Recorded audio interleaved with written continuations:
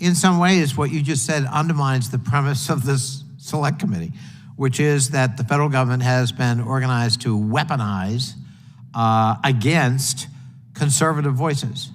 And of course, what you've just indicated in your testimony is, well, actually, that's not the evidence you found.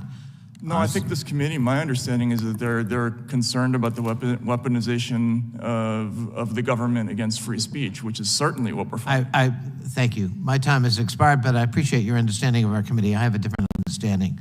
I yield back. Well, you got the wrong understanding. Last week in the full Judiciary Committee hearing, I introduced into the record a story of a left-wing journalist who said that talked about the FBI putting a paid informant, a felon, in the Black Lives Matter movement in Denver. I want to focus on the First Amendment, just like protecting the First Amendment, just like these guys Point do. of order, Mr. Chair. Are you going to respond after every? No, I'm taking my 5 minutes. This is I can take my 5 minutes. It's your 5 minutes now? I can take my 5 minutes when I want to, and I'm taking my 5 minutes Okay, now. great. Yeah. Thank you. Well, I would ask for an additional few seconds for being interrupted by the ranking member.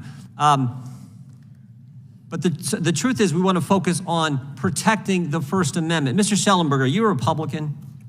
No, I'm not. You got any pro-Trump bumper stickers on your car?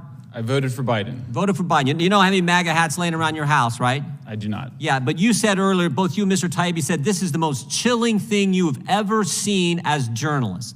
Mr. Taibbi, the same thing. You're not a Republican either, right?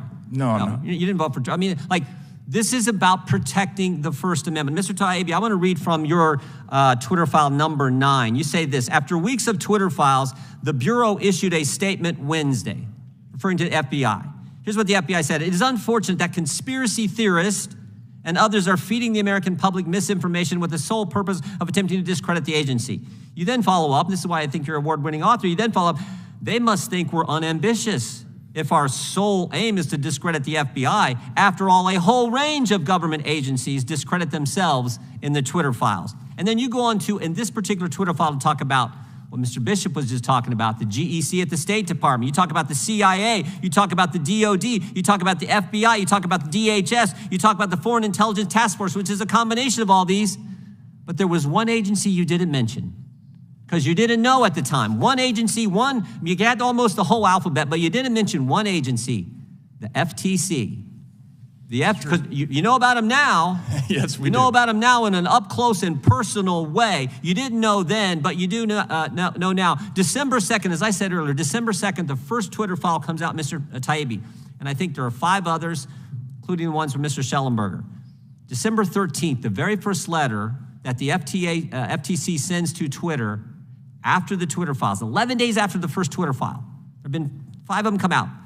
The FTC's first demand in that first letter after the Twitter files come out is identify all journalists, I'm quoting, identify all journalists and other members of the media to whom Twitter worked with. You find that scary, Mr. Taibbi, that you got a federal government agency asking a private company, who in the press are you talking with? Yeah, I do find it scary. I think it's none of the government's business which journalists a private company talks to and why. I think every journalist should be concerned about that, and the absence of interest in that issue by my fellow colleagues in the mainstream media is an indication of how low the business has sunk. There was once a real esprit de corps and camaraderie within media. Whenever one of us was gone after, we all kind of rose to the challenge and supported. Used to be. Yeah. Used to be the case. That is gone now.